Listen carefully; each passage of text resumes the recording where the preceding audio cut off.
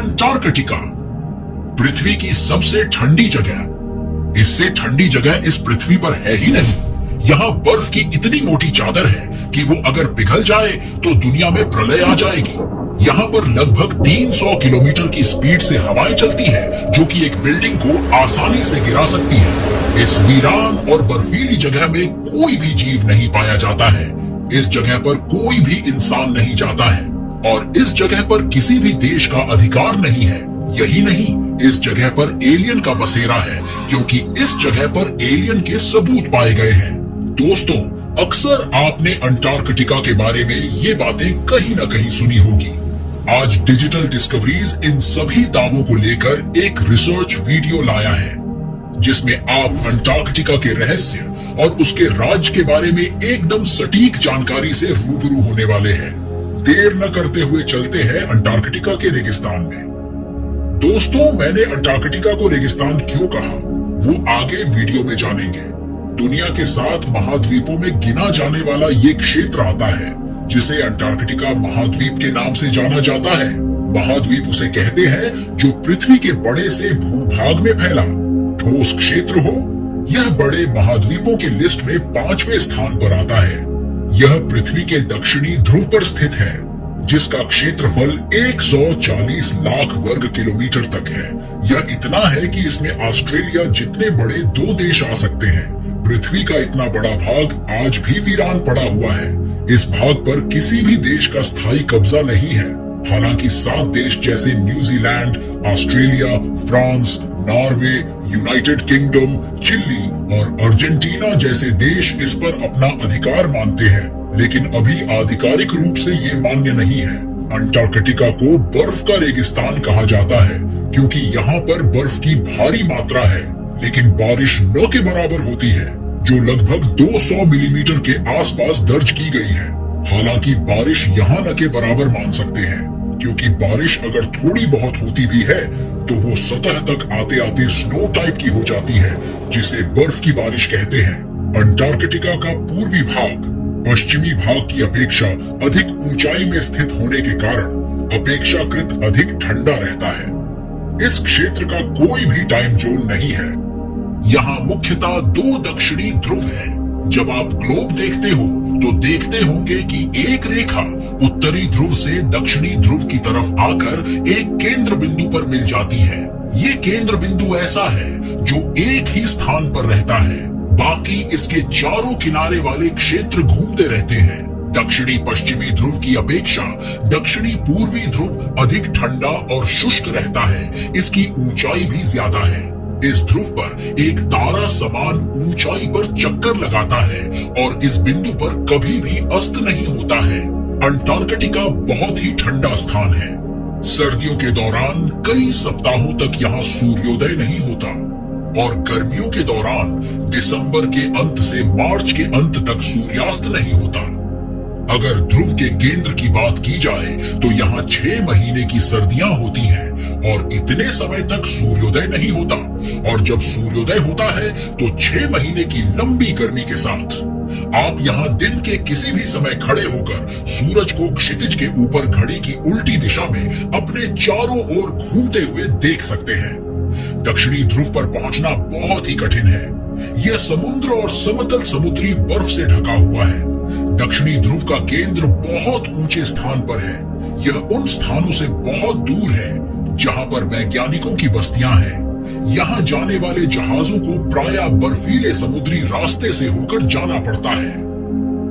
अगर आप तट पर पहुंच भी जाते हैं तो यहाँ से दक्षिणी ध्रुव के केंद्र तक पहुंचने में लगभग 1600 किलोमीटर की लंबी यात्रा करनी पड़ती है। इसके बर्फ की सतह की बात की जाए तो लगभग 1.9 किलोमीटर तक मोटी बर्फ की सतह है, जो कि लाखों वर्ष पुरानी है। कहा जाता है कि पहले इस जगह पर तापमान काफी ज्यादा था। इसके बाद यहाँ टुंड्रा वनस्पति की मात्रा काफी ज्यादा थी। फिलहाल टुंड्रा वनस्पति अभी भी है, लेकिन कम मात्रा में। बाद में प्लेटलेट के सरकने के बाद और कुछ प्राकृतिक कारणों के कारण यह बर्फ का रेगिस्तान बन गया। दूसरा कारण यह भी है कि सूर्य के प्रकाश का बहुत ही कम मात्रा में यहाँ पहुंचना।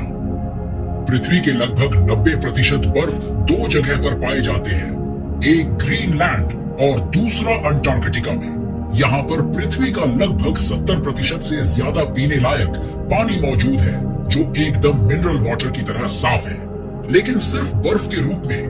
वैज्ञानिकों का मानना है कि अगर ये मीठा पानी किसी कारणवश पिघल जाता है तो दुनिया के समुद्रों के जलस्तर में लगभग 60 मीटर तक की बढ़ोतरी हो सकती है। ये बढ़ोतरी इतनी है कि इसमें दुनिया के बड़े से भूभाग से इंसानों का नामो निशान मिट सकता है। अंटार्कटिका में जहां गर्मियों में तापमान -10 डिग्री सेल्सियस से -15 डिग्री सेल्सियस रहता है, तो वहीं सर्दियों में यहाँ का तापमान लगभग -60 डिग्री सेल्सियस तक हो जाता है। यहाँ का आज तक का सबसे कम तापमान -82.2 मापा गया, जो आज तक का पृथ्वी का सबसे कम तापमान वाले क्षेत्र में दर्ज है। अंटार्कटिका में वैसे तो कोई इंसान नहीं रहता है, यहाँ पर किसी को रहने के लिए प्रतिबंध भी है, लेकिन आप वहाँ परमिशन से जा सकते हैं। यह वीरान क्षेत्र दुनिया के तमाम वैज्ञानिकों के रिसर्च का घर भी माना जाता है, जिसमें भारत भी शामिल है। अंटार्कटिका के बर्फ की शेल्फ संभवतः पहली बार 1820 में फैबियन गोटलिब वॉन बेलिंग्सहॉसन और मिखाइल लाज़रेव के नेतृत्व में एक रूसी अभियान के दौरान देखी गई थी। अंटार्कटिका पर लगभग 30 देशों का शासन है, जो सभी 1959 में बनी अंटार्कटिक संधि प्रणाली के पक्षकार हैं। संधि की शर्तों के अनुसार अंटार्कटिका में सैन्य गतिविधि, खनन, परमाणु विस्फोट या फिर कोई और मानवीय कार्य करने की अनुमति किसी भी देश को नहीं है।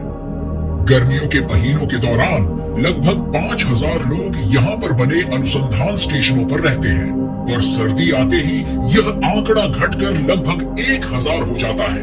इन वैज्ञानिकों का लगभग 80 से ज्यादा रिसर्च सेंटर है, जो यहाँ पर जमी बर्फ के साथ साथ मौसम बदलाव और बहुत कुछ चीजों के बारे में खोज करते हैं।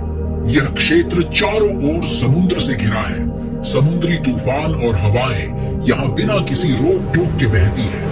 इनकी तीव्रता इतनी ज्यादा होती है कि पलक झपकते ही वो तुम्हें गिराकर बर्फ में तब्दील कर सकती है, क्योंकि यहाँ पर समुद्र से सीधी हवा आती है।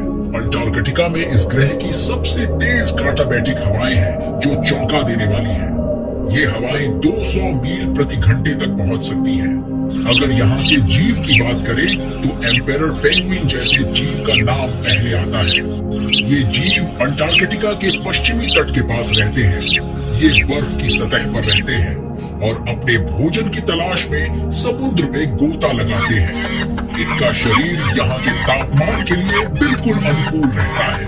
इनका जीवन आधे समय समुद्र में और आधे समय बर्फ की सतह पर बीतता है।